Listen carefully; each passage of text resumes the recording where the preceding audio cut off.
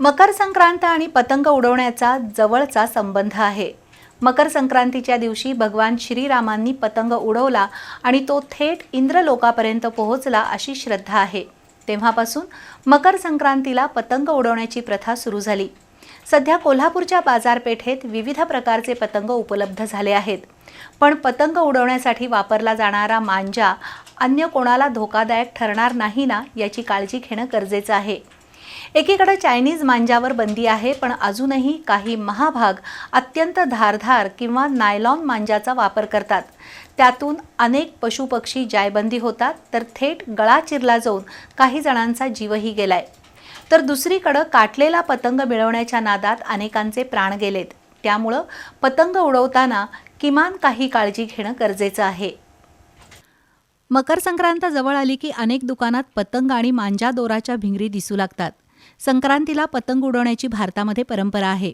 विशेषतः गुजरात आणि उत्तर भारतात संक्रांतीच्या निमित्तानं पतंगोत्सव आयोजित होतात। सध्या कोल्हापुरातील पापाची तिकटी परिसरातील दुकानात रंगीबेरंगी पतंग आणि भिंगऱ्या पाहायला मिळतात। असं म्हणतात की प्रभू रामचंद्रांनी मकर संक्रांतीला उडवलेला पतंग थेट इंद्रलोकापर्यंत गेला होता।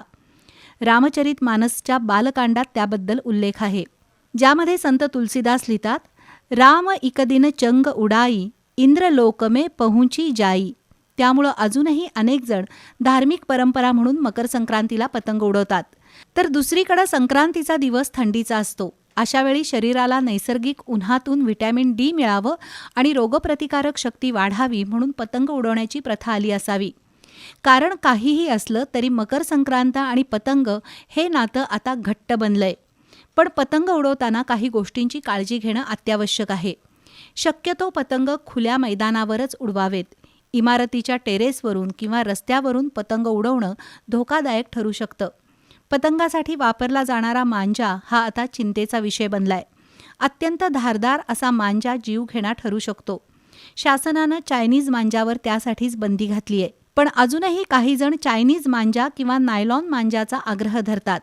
हा दोरा झटकन दिसत नाही, त्यामुळे मांजा दोऱ्यानं कापून आजवर अनेक जण जायबंदी झालेत।